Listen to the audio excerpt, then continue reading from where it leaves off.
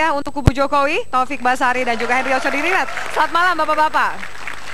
Tepuk tangan yang juga meriah untuk dari kubu Koalisi Prabowo, Mas Siddiq dan juga Nurbidan Munir. Dan dari pengamat ada Kang Asep Iriawan sendiri nih Kang. Kita masih nunggu kehadiran dari ICW ya. Nah silakan. Ya langsung masuk saja. Biar tepuk tangannya bareng. Emerson Junto dari ICW dan juga Kang Asep, selamat malam. Iya, terima kasih. Baik, kita akan membahas dari kasus yang terkini juga tadi informasi yang disampaikan sebagai pembuka dari Forum Indonesia pada malam hari ini adalah ada dua kasus yang disorot dari masing-masing kubu. Ada catatannya dari kubu Prabowo terlebih dahulu. Bagaimana Anda menanggapi disebut juga tadi soal kasus korupsi Kementerian Agama di mana Surya Dharma Ali, teman koalisi Anda sudah menjadi tersangka. Bagaimana tanggapan Anda? Ya, makasih Mbak Afi. Terima kasih. Jadi memang ini menarik ya. Di satu sisi kita melihat ada dua pasangan capres-cawapres yang salah satu visinya secara eksplisit menegaskan komitmen untuk melakukan pemberantasan korupsi.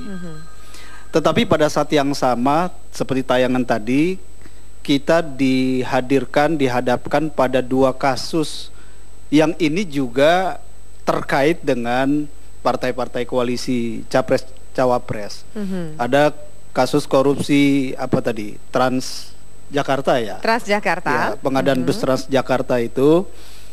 Dan ada kasus korupsi Kementerian Agama. Jadi saya kira memang saatnya sekarang bagi capres-cawapres dan juga kita para juru bicaranya ini, para ahli tafsirnya ini gitu ya.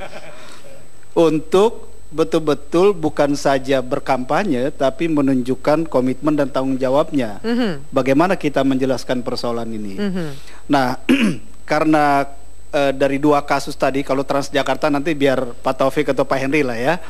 Tapi untuk kasus Kementerian Agama, kita semua sudah tahu kasus-kasus korupsi ini indikasinya kan sudah lama, sudah panjang. Jadi bagi kami di kubu Prabowo dan Hatta Rajasa, mencuatnya kasus ini dan kemudian KPK menetapkan tersangka, ini sebenarnya satu momentum penting bagi pembenahan sistematik di Kementerian Agama dan juga seluruh kementerian yang lain. Dan yang perlu kami apresiasi ternyata keberadaan mantan komisioner KPK yang sekarang menjadi Irjen di Kementerian Agama, lalu sosok Pak Anggito sebagai Dirjen Haji dan Umroh, ini ternyata telah memberikan kontribusi yang sangat positif. Banyak kemajuan, tetapi memang belum tuntas.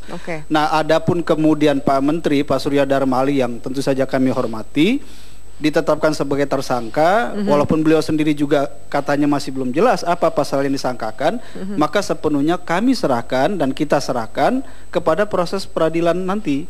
Seperti apa kesalahannya dan apakah betul terbukti bersalah. Pak Nurbidan, apakah ini akan mengganggu atau sempat membuat khawatir karena juga ini ada momen penentuan 41 hari lagi, bagaimana juga masyarakat kan sangat anti nih terhadap pemberitaan soal korupsi ini kan tentu mendapatkan perhatian dan porsi lebih dari masyarakat sendiri. Bagi kita untuk pemberantasan korupsi itu nggak ada pengecualian ya. Jadi siapapun dia dari kubu manapun, kalau dia korupsi harus disikat habis. Cuma kita minta di pemerintahan yang akan datang itu jangan lagi ada tebang pilih atau pilih tebang atau pilih tebu. Kenapa saya bilang begitu? Selama ini pemberantasan korupsi yang dilakukan oleh berbagai pihak, khusus juga termasuk juga KPK, banyak contoh kita lihat yang tebang pilih. Ada yang pemberinya aja yang dikenakan tindakan tidak pidana korupsi. Contoh misalnya kasus Rohimin Dauri, yang ngasih aja, yang terima satu pun gak ada yang kena.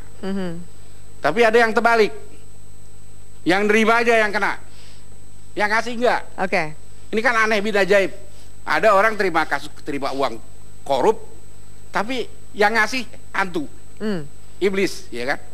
Nah karena itu pemerintahan yang akan datang itu betul-betul harus tidak ada kata lain, harus tidak ada tebang pilih siapapun yang terkena. Ditulis walaupun itu dalam visi misi Prabowo Hatta? Ya itu harus ditulis. Harus ditulis? Nah, harus ditulis. Sudah ditulis atau belum Pak? Ini udah masuk KPU. Bagi saya itu harus ditulis. Saya tampil di sini bukan sekedar mewakili kepentingan siapa, tapi kepentingan rakyat Indonesia, bahwa pemberantasan korupsi tidak ada pilihan-pilihan lain. Oke. Saya Siapapun tambahkan dia sedikit, harus disikat habis. Ya. Jadi tadi pertanyaannya kan sudah ditulis apa belum? Beliau katakan harus ditulis dan ternyata memang sudah ditulis. Ya. Di agenda nomor 8 poin 3 itu adalah menciptakan kepastian dan menegakkan hukum tanpa pandang bulu dan seadil-adilnya. Itu masuk dalam visi Prabowo dan ternyata Hatta. sudah ditulis, Pak. Ya, memang saat ini satu titik masalahnya. Satu visi. Oke. Karena saya bicara di sini bukan hanya sekedar mewakili siapa atau siapa, tapi saya mewakili rakyat Indonesia. Karena saya bicara atas dasar dari Komisi 3 DPR RI. Oke, baik. Kita lihat bagaimana ini adalah agenda dari masing-masing kubu. Kita akan bahas dulu agenda dari Prabowo Hatta. Kami akan mencegah dan memberantas KKN, dan soal KPK tadi kita membahas soal KPK yang dikatakan Anda kritik bahwa ini ada tebang pilih tebang seperti itu. Silakan slide berikutnya. Dituliskan bahwa akan, saya hafal nih, dituliskan akan menambah penyidik dan juga menambah fasilitas penyelidikan. Seperti apa sih penambahan tenaga penyidik dan juga fasilitas penyelidikan? Ini juga kan terus diminta oleh KPK, tapi sampai sekarang penambahan penyidik ini kan dirasa sulit ini yang sekali. saya sampaikan berkali-kali. Karena itu saya carikan solusinya. Dan itu sudah saya sampaikan ke Ketua KPK, ke pimpinan KPK.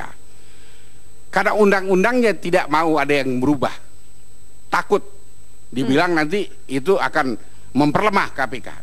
Mau KUHP aja kita mau robah, dibilang nanti mau memperlemah KPK, apalagi undang-undang tentang KPK. Saya bilang angkat asisten penyidik. Kalau asisten penyidik dia angkat, itu kan nggak perlu ada perubahan undang-undang. Oke. Nah, asisten penyidik ini di bawah kuasa penyidik yang sudah ditetapkan oleh undang-undang. Oke. Sehingga kebutuhan penyidik bisa teratasi. Sekarang kan yang penting goodwill-nya. Mau nggak sih kita berantas korupsi beneran? Atau hanya sekedar live service? Atau sekedar show? Saya pernah bicara dengan, saya diundang, minta bicara oleh orang dari Kedutaan Besar Singapura. Lalu dia tanya kepada saya, Pak Nudirman, Oke. supaya singkat, Indonesia Pak. maju, apa yang harus dilakukan? Pertama kali apa yang harus dilakukan supaya Indonesia ini bisa maju? Oke. Saya balik bertanya kepada orang dari Kedutaan Besar Singapura, Bapak, saya yang tanya ke Bapak, Singapura bisa maju, apa pertama kali yang Bapak lakukan? Dia menjawab dengan spontan, yang kami lakukan adalah pemberantasan korupsi di kalangan penegak hukum. Oke. Tanpa ada pemberantasan korupsi di kalangan penegak hukum, Kita punya data, jangan mimpi. Pak Nudirman. Indonesia akan maju, jangan mimpi. Saya rasa semua Itu akan seia mimpi kosong sekata kita. dengan Anda. Tapi kemudian indeks korupsi Indonesia ini nggak bergerak terlalu jauh. Ya. Anda di Komisi Hukum, menurut Anda apa yang perlu dilakukan? Jangan dijawab dulu, Pak. Kita akan lanjutkan sesaat lagi. Musik sudah mulai. Pemirsa, kami akan lanjutkan Forum Indonesia sesaat lagi. Tetaplah bersama.